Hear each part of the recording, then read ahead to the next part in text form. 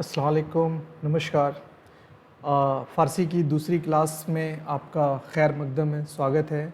इस बुरा भला चैनल को फ़ारसी की क्लास कंडक्ट कराने के लिए हम तहे दिल से शुक्रिया अदा करते हैं और थैंक यू निखिल जी और thank you Bura Bhala channel for giving such a wonderful platform to reach out our viewers and people who are quite and really interested to learn Persian language.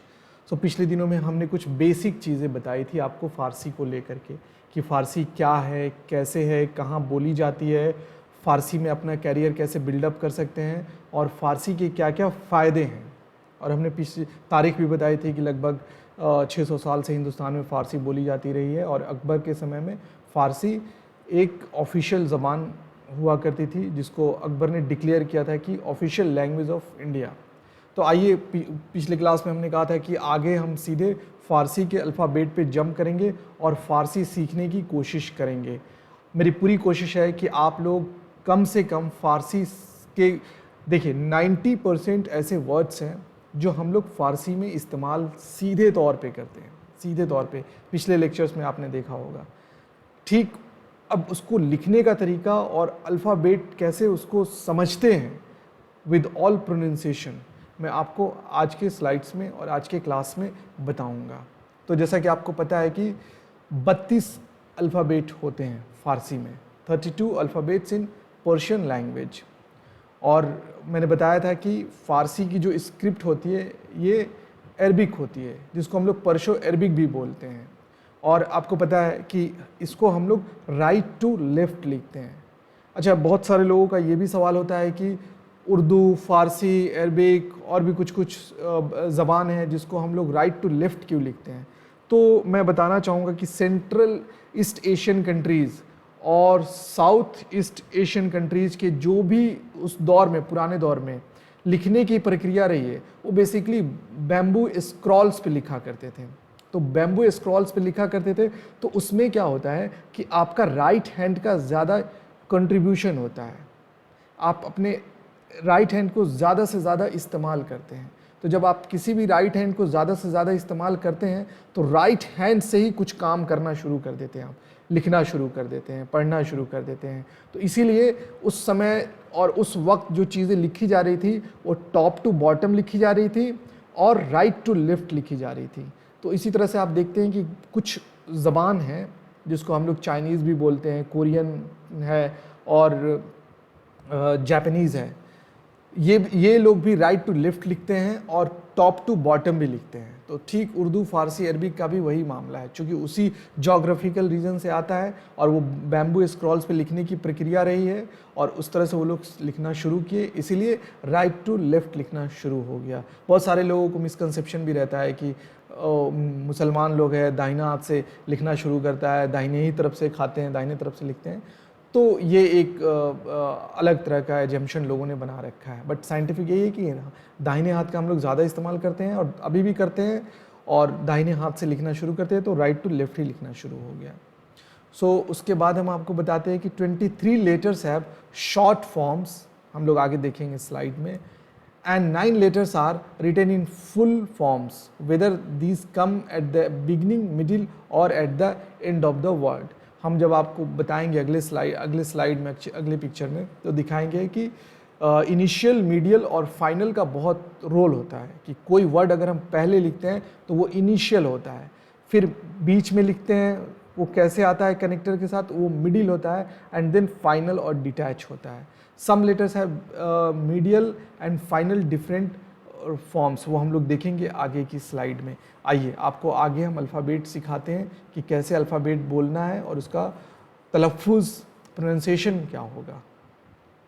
तो देखिए ये आपके सामने अलिफ बाय फ़ारसी हो गया, यानी पर्शियन अल्फ़ाबेट इसको बोलते हैं हम लोग, अलिफ बाय फ़ारसी।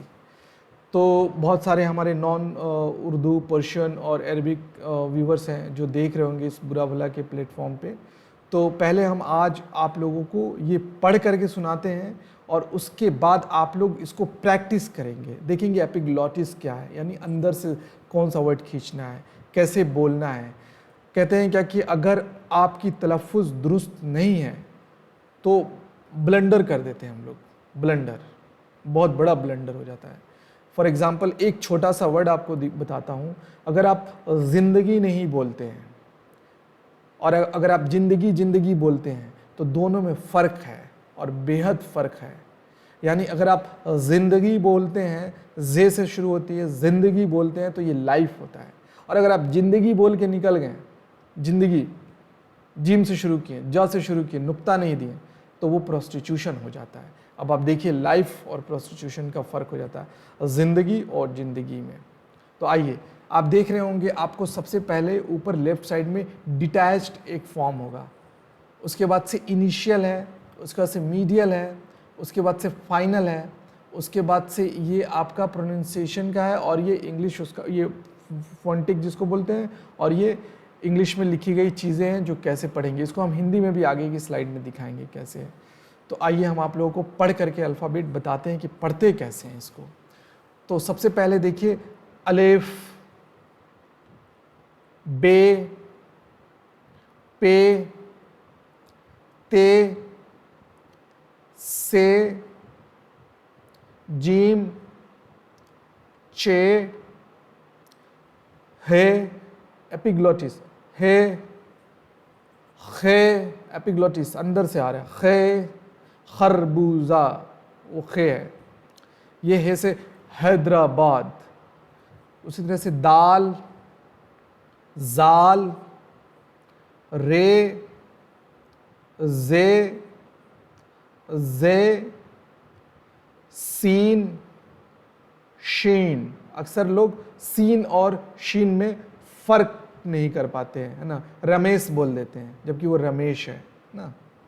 संजय बोल देते हैं, जैसे वो संजय बोलते हैं तो वो सीन से होगा, लेकिन अगर शॉ जहाँ है उसके लिए हम बड़ी शीन का इस्तेमाल करते हैं। सिंपल एस है देखेंगे आप तो उसके लिए सीन का इस्तेमाल करेंगे, और अगर शॉ है तो उसके लिए एस एच और बड़ी शीन का इस्तेमाल करते हैं, इसको शीन बोलते हैं हम लोग। उसी तरह से आइए, साद, जाद, ता, जा, ऐन, गैन, फे, काफ, काफ, गाफ, लाम, मीम, नून, वाव, हे, ये आप लोगों को, जैसे मैं पढ़ के बताया आप लोगों को, वैसे भी आप लोगों को ये प्रैक्टिस करना है। और आपको लिखने का तरीका भी हम आगे की क्लास में बताएंगे कि कैसे लिखते हैं, राइट टू लेफ्ट कैसे लिखते हैं। अब आप कहेंगे कि यहाँ पर भी सीन है, इसके लिए एस लिखा हुआ है, और यहाँ पर भी साद है, इसके लिए भी एस लिखा हुआ है। तो देखिए, ये मतन बोलते हैं हम लोग। मतन मतलब टेक्स्ट होता है। जब हम टेक्स्ट पढ़ेंगे ना तो फ़र्क समझेंगे। तो इस छोटी सी चीज़ को अब फिलहाल हम समझा देते हैं। जैसे सीन से आप देखते हैं, सीन से आप बोलते हैं ना, सदा सच बोलो। इस सीन से अगर आप सदा बोलते हैं, बोलने में तो आपको फ़र्क नहीं पता चल रहा है, लेकिन इस सदा का मतलब होता है ऑलवेज। सदा सच बोलो मतलब हमेशा सच बोलो, नेवर टेल अ लाई। इससे होता है सदा, इससे लिखेंगे तो सीन से होगा। अब ये प्रैक्टिस के ऊपर है, जब हम टेक्स्ट पढ़ेंगे तब धीरे धीरे चीज़ों को समझेंगे। और एक ये सीन से अगर होता है, अगर इससे हम सदा बोलते हैं तो इस सदा का मतलब होता है वॉइस, आवाज़। बोलते हैं मस्जिद से अजान की सदा आ रही है, तो जहाँ से तुम्हारी सदा बाबुलंद है, यानी तुम्हारी आवाज़ तेज़ है, बुलंद है। उसी तरह से तो एक सदा का मतलब हो जाता है वॉइस, आवाज़, और एक सदा का मतलब हो जाता है ऑलवेज, हमेशा। तो इस चीज़ को ध्यान रखने की ज़रूरत है। आप धीरे धीरे प्रैक्टिस करेंगे तो चीज़ें और भी आसान और सहल होने लगेंगी आपके लिए। देखिए, लैंग्वेज के साथ एक चीज़ हमेशा ध्यान रखना है, out of sight out of mind. तो आपको प्रैक्टिस करते रहना है। मैं पिछले क्लास में भी बोला था कि कोई भी आपको 2 महीना, 3 महीना या 4 महीना या 6 महीना या 1 साल में कोई भी भाषा नहीं सिखा सकता है, बोलना, लिखना, पढ़ना। लेकिन अगर आप डेडिकेटेड हैं और आप डेडिकेशन के साथ सीखते हैं चीज़ों को, तो आप 1 महीना क्या 15 दिन में आप इतना तो लायक हो ही जाएंगे कि आप लिखना भी शुरू कर देंगे। और आप यकीन मानिए अगले 2-3 क्लास में हम आपको वर्ड जोड़ना भी सिखा देंगे कि कैसे जोड़ते हैं और कैसे उसको इनिशियल, मीडियल, फाइनल के साथ अटैच करते हैं। लेकिन ये फॉर्मेट जो मैंने दिया है, ये आप यूँ समझ लीजिए कि रामबाण है, ये सिग्मा रूल है। तो ये सिग्मा रूल नंबर 1 है। आगे आगे और भी 2-3 रूल हम बताते जाएंगे, आप सीखते जाएंगे। इसको प्रैक्टिस ज़रूर करें, ज़रूर से ज़रूर करें, ठीक है। और इसको अगर आप लिखना भी चाहें तो आप बेशक आप लिख सकते हैं, इसको इस्तेमाल कर सकते हैं। जैसे मान लीजिए मैंने ये लिखा अलिफ, इसके नीचे है बे, इसके नीचे है पे, 3 नुक्ता, ऐसे लिखेंगे आप, ठीक है।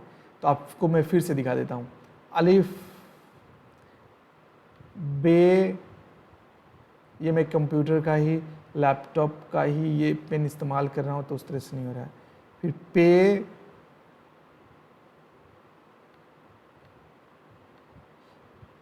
फिर ते, एक बार लिखना सीख जाइएगा, फॉर्मेट लगभग सबका वही है। इसी तरह से एक बे लिखना शुरू करिए तो पे, ते, से भी लिखना शुरू कर देंगे। सिर्फ नुक्ते का ध्यान रखेंगे आप कैसे कैसे लिखेंगे। जिम लिखना है आपको तो फॉर एग्जांपल जिम ऐसे जाएगा, ऐसे जा करके ऐसे चला जाएगा, ये जिम हो जाएगा। इसके पेट में बुंदा दे देंगे, नुक्ता दे देंगे तो ये जिम हो जाएगा। उसी तरह से इसमें अगर नुक्ता 3 दे देंगे तो ये 6 हो जाएगा। और इसमें अगर नुक्ता नहीं देते हैं तो ये हे हो जाता है। और अगर इसमें इसको ऐसे लिख करके अगर नुक्ता इसके सर पे दे देते हैं तो ये खे हो जाता है। उसी तरह से दाल है, सिंपल है, आप लिखते जाएंगे। जाल है, आप जैसे भी लिखें, जैसे सहूलियत हो आप लिख सकते हैं। हर फॉर्मूला, हर चीज़ दुरुस्त है, तो आप घबराएं नहीं। बस थोड़ी बहुत प्रैक्टिस करेंगे शुरू में, उसके बाद आपको धीरे धीरे सारी चीज़ें खुद ब खुद ही समझ में आ जाएगी। आइए आपको आगे की स्लाइड की तरफ ले चलते हैं। तो ये देखिए, ये मैंने एक स्लाइड बनाया पर्शियन अल्फ़ाबेट्स के लिए कि ये कैसे इनिशियल, मीडियल और फाइनल, पिछले स्लाइड्स में भी देखा होगा आपने कि कैसे इसको इनिशियल, मीडियल, फाइनल की तरह जोड़ करके लिखा गया है। और इस स्लाइड में भी आपको देखा जाएगा कि किसके किसके शॉर्ट फॉर्म्स होते हैं बेसिकली और किसके किसके लॉन्ग फॉर्म्स होते हैं। ये आप एक बार प्रैक्टिस करेंगे, इसके साथ भी लिखा हुआ है मीम, नून, वाव, हे, ये, तो एक बार आप देखेंगे इसको तो आप देख पा रहे हैं कि ये सारी चीज़ें अल्फ़ाबेट्स, आप एक बार इसको प्रैक्टिस कर लेंगे। और प्रैक्टिस करने के साथ साथ आप बोलने का प्रैक्टिस ज़्यादा कीजिए। कोशिश कीजिए कि इसको ऊंची आवाज़ के साथ, इसको तलफ़ुज़ के साथ जैसे मेंशन किया गया है बोले। और आप नीचे कमेंट में भी लिख सकते हैं कि आपको क्या परेशानी हो रही है बोलने में, पढ़ने में, उसका फिर अलग से आसान तरीका आपके साथ शेयर किया जाएगा। तो आप देख सकते हैं ये कुछ रूल्स हैं, कुछ सिग्मा रूल्स हैं। मैंने इसका इंग्लिश फॉर्मेट इसीलिए शेयर किया आप लोगों को ताकि जो नॉन फ़ारसी, नॉन उर्दू और नॉन अरबिक बैकग्राउंड के लोग हैं या जो भी पढ़ना चाहते हैं इसको अच्छे से देख पाएँ, पढ़ पाएँ। तो आप देखते हैं क्या कि इसमें एक रूल बहुत इम्पॉर्टेंट है, वो रूल हमेशा एकदम गौर से देखिएगा। जैसे कि कहते हैं क्या कि 7 ऐसे वर्ड हैं जो किसी दूसरे वर्ड में अटैच तो हो जाते हैं लेकिन उनमें कोई अटैच नहीं होता है। आप समझ पा रहे हैं? यानी 7 ऐसे वर्ड हैं जो दूसरे वर्ड में अटैच हो जाते हैं लेकिन उनमें कोई वर्ड अटैच नहीं होता है। उनके बाद जो वर्ड शुरू होता है वो फिर से डिटैच इनिशियल फॉर्म से शुरू होता है। वो लिख के बताएंगे आपको कैसे। तो आप देख रहे हैं कि 7 वो कौन कौन से वर्ड हैं। अलिफ है, दाल है, जाल है, रे है, वाव है, जे है, वाव है। ये 7 ऐसे वर्ड हैं।